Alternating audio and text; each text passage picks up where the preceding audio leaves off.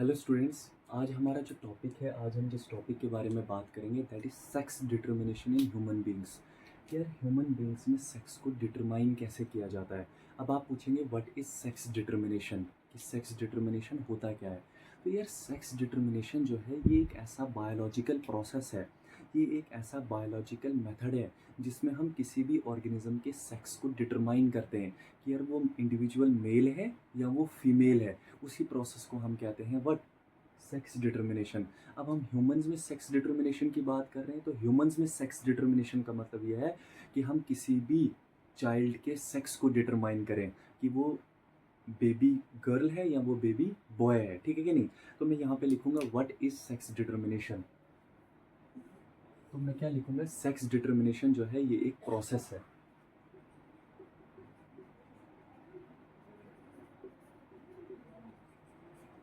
ये एक क्या है, बायोलॉजिकल प्रोसेस है।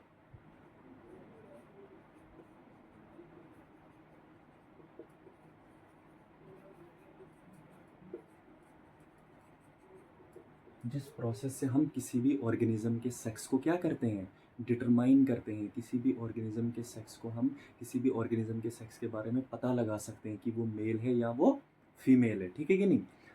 लेकिन अब सेक्स डिटर्मिनेशन पढ़ने से पहले मैं थोड़ी सी चीज़ें आपको बताऊंगा, क्रोमोसोम्स के बारे में आइडिया दूंगा।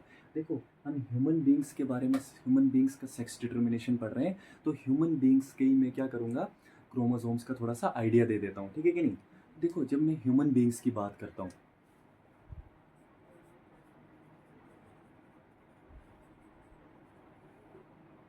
जो ह्यूमन बींग्स होते हैं ना, ह्यूमन बींग्स के पास 44 क्रोमोसोम्स होते हैं। कितने क्रोमोसोम्स होते हैं, 44 क्रोमोसोम्स होते हैं। आप 44 क्रोमोसोम्स बोलो या 23 पेयर्स ऑफ क्रोमोसोम बोलो, तो मैं क्या लिखूंगा,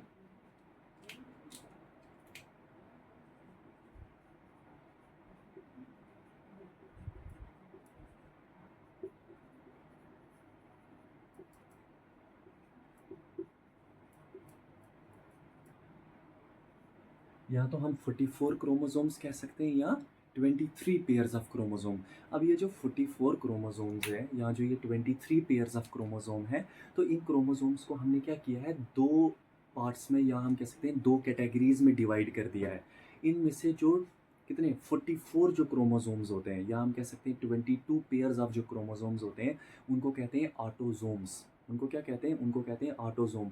और बचे हुए जो दो क्रोमोसोम्स होते हैं या जो वन पेयर ऑफ क्रोमोसोम होता है उसको हम कहते हैं सेक्स क्रोमोसोम। क्या कहते हैं, सेक्स क्रोमोसोम। तो मैं यहाँ पे लिख लेता हूँ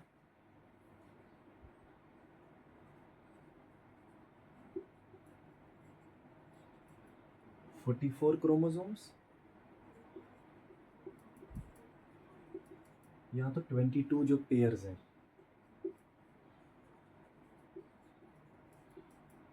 इनको हम कहते हैं ऑटोजोम्स। क्या कहते हैं, ऑटोजोम्स।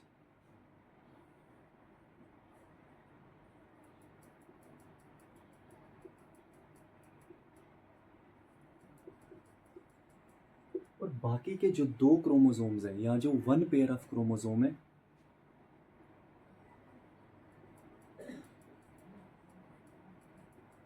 इसको हम कहते हैं व्हाट, सेक्स क्रोमोसोम। कौन सा chromosome, sex chromosome. Total 46 pair of 46 chromosomes हैं जिस जो होते हैं 23 पेयर्स। और उनमें से कितने 44 जो हैं वो ऑटोजोम्स हैं, और जो दो क्रोमोसोम्स है या वन पेयर ऑफ क्रोमोसोम है वो है सेक्स क्रोमोसोम, ठीक है कि नहीं। अब थोड़ा सा मेल और फीमेल की अलग अलग बात करते हैं, ठीक है कि नहीं। देखो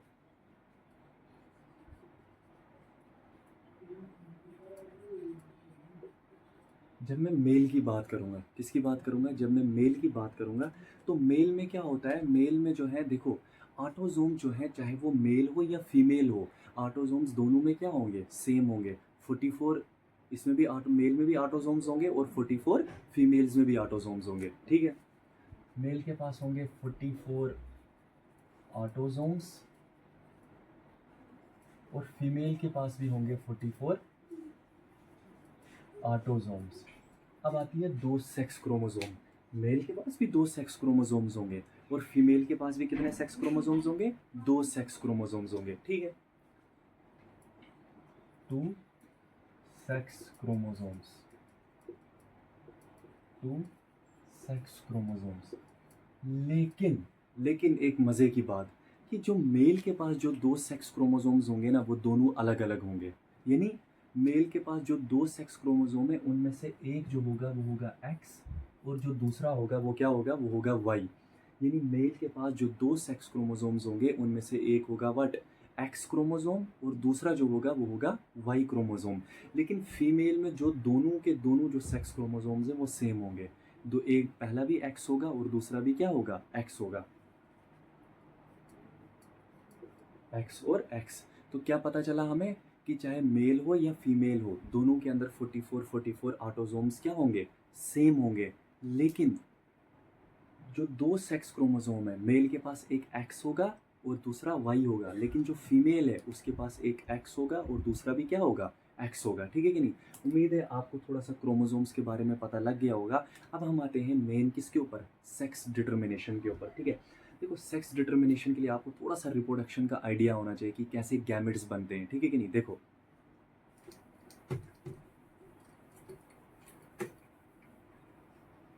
मान लेते हैं कि यार ये कोई एक मेल है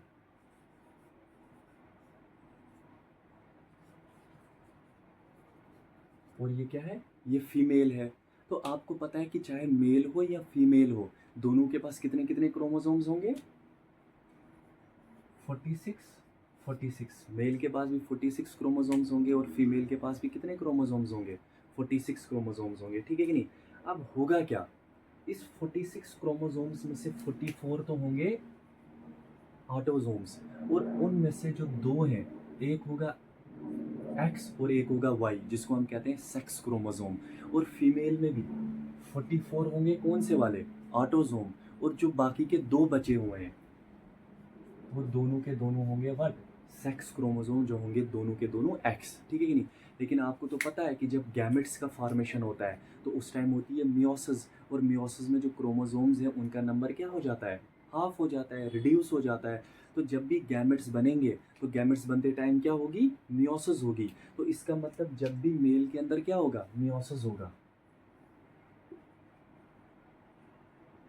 तो मियोसिस में क्रोमोसोम्स का नंबर हाफ हो जाएगा। लेकिन मैं सिर्फ सेक्स क्रोमोसोम की बात करूंगा। तो देखो, अब होगा क्या कि जब गैमेट्स बनेंगे तो यहाँ पे मेल के पास दो प्रोबेबिलिटी है कि यार कुछ ऐसे गैमेट्स होंगे जिनके पास एक्स क्रोमोसोम होगा और कुछ ऐसे गैमेट्स होंगे जिनके पास क्या होगा? वाई क्रोमोसोम होगा। तो ठीक है, लो भाई, यानी मेल के पास क्या होंगे? कुछ ऐसे गैमेट्स होंगे जहाँ पे एक्स क्रोमोसोम होगा और कुछ ऐसे गैमेट्स होंगे जहाँ पे वाई क्रोमोसोम होगा। अरे हाँ या ना? अब देखो भाई, अब जब मैं फीमेल की बात करूँगा तो फीमेल के पास चाहे कोई भी गैमेट क्यों ना हो, उसके पास हमेशा हमेशा क्या होगा? एक्स क्रोमोसोम होगा। कौन सा क्रोमोसोम होगा? एक्स क्रोमोसोम होगा। ठीक है भाई, अब होगा क्या कि देखो गैमेट्स बन गए। आपको पता है कि फीमेल में जो गैमेट होता है उसको हम कहते हैं एग। क्या कहते हैं? एग।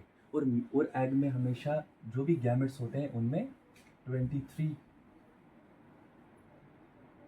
क्रोमोसोम्स होते हैं। कितने क्रोमोसोम्स? 23 chromosomes, half half. और यहाँ पे जो गैमेट बनेगा वो होगा स्पर्म। और स्पर्म के पास भी कितने क्रोमोसोम्स होंगे? 23। लेकिन कुछ ऐसे स्पर्म्स होंगे जिनके पास एक्स होगा और कुछ ऐसे स्पर्म्स होंगे जिनके पास वाई होगा। ठीक है कि नहीं? अब होगा क्या? मान लीजिए अब हम इनका करवाते हैं फ्यूजन। अब मेल का स्पर्म और फीमेल का एग एक दूसरे के नज़दीक आ रहे हैं आफ्टर सेक्सुअल इंटरकोर्स या आफ्टर सेक्सुअल रिप्रोडक्शन। ठीक है कि नहीं? अब दो कंडीशंस बनती हैं। अरे पहली कंडीशन तो ये, मान लीजिए मेल और फीमेल के बीच में सेक्सुअल इंटरकोर्स हो रहा है, उन दोनों के गैमेट्स एक दूसरे के नज़दीक आ रहे हैं। मान लीजिए कि फीमेल से जो एग आ रहा है उसके पास तो एक्स होगा ही होगा। मान लीजिए उसके पास एग है, क्या है? एक्स क्रोमोसोम है।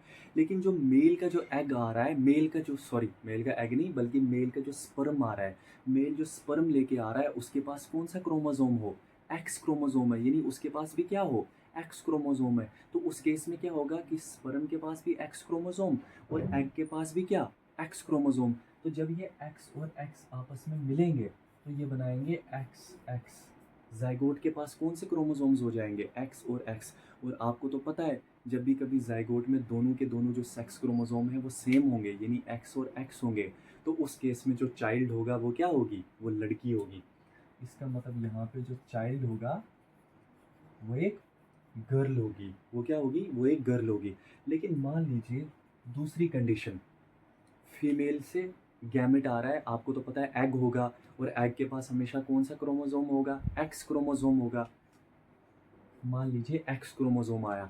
अब मेल जो है, मेल से क्या आ रहा है, स्पर्म आ रहा है। लेकिन स्पर्म ने इस बार एक्स क्रोमोसोम नहीं लाया साथ, बल्कि इस बार जो स्पर्म के, मेल के पास जो स्पर्म है, यानी जो मेल का स्पर्म है, अभी वो एक्स क्रोमोसोम की जगह वाई क्रोमोसोम को साथ ला रहा है। अरे भाई, जब वो वाई क्रोमोसोम को लाएगा और जब जाइगोट बनेगा, तो जाइगोट में क्या हो जाएगा, एक एक्स क्रोमोसोम होगा और एक वाई क्रोमोसोम होगा। और आपको तो पता है, जब भी कभी जाइगोट में एक्स और वाई क्रोमोसोम हो, तो उस केस में जो चाइल्ड होगा वो क्या होगा, वो लड़का होगा, क्योंकि मेल के पास तो सेक्स क्रोमोसोम दो डिफरेंट तरह के होते हैं। और जब भी कभी डिफरेंट तरह के क्रोमोसोम्स होंगे ह्यूमन बींग्स के अंदर, कौन से वाले, सेक्स क्रोमोसोम वाले, इसका मतलब जो चाइल्ड होगा वो क्या होगा, वो लड़का होगा। तो यहाँ पे मैं लिख सकता हूँ कि जो चाइल्ड है वो क्या है, वो बॉय है। तो एक मज़े की बात हमें यहाँ सीखने को मिली, वो क्या है कि यार जब भी कभी एक्स और एक्स आ रहा है तो गर्ल बन रही है। लेकिन जब भी कभी ये वाई जो क्रोमोसोम है ना, ये बॉय बनने का जो मेन रीज़न है, यानी जो बॉय का जो सेक्स, यानी जो चाइल्ड जो बॉय है, उसका जो मेन रीज़न है जाइगोट बनने का वहाँ पे, वो है वाई क्रोमोसोम। इसका मतलब क्या हुआ कि लड़का बनेगा या लड़की होगी, यानी जो जाइगोट होगा वो मेल जाइगोट होगा या फीमेल जाइगोट बनेगा आगे जाके, वो क्या है, वो किस पे डिपेंड कर रहा है, वो डिपेंड कर रहा है वाई क्रोमोसोम के ऊपर। यानी जो जाइगोट है ना, वो आगे जाके लड़का बनाएगा या लड़की, वो किस पे डिपेंड कर रहा है, वो वाई क्रोमोसोम के ऊपर डिपेंड कर रहा है। और वाई क्रोमोसोम किसके पास होता है, वाई क्रोमोसोम तो मेल के पास होता है। इसका मतलब लड़का होगा या लड़की, ये किस पे डिपेंड कर रहा है, ये मेल के ऊपर डिपेंड कर रहा है। लेकिन हमारी सोसाइटी की सबसे जो बुरी बात है वो ये क्या है कि हम क्या करते हैं, फीमेल्स को पुनिश करते हैं, किसके लिए, कि वहाँ पे लड़कियाँ ही क्यों पैदा हो रही हैं। आपको पता है कुछ फीमेल्स होती हैं जहाँ पे लड़कियाँ ही पैदा हो रही होती हैं, तो वहाँ पे क्या किया जाता है, फीमेल्स को यानी बहुत कुछ सुनाया जाता है। हमारी सोसाइटी उनको बहुत जो है वो नीची नज़र से देखती है कि यहाँ पे क्या हो रही है, फीमेल्स ही पैदा हो रही है। हालांकि फीमेल का बर्थ होना वो फीमेल के ऊपर डिपेंड नहीं करता, वो तो वाई क्रोमोसोम पे डिपेंड करता है।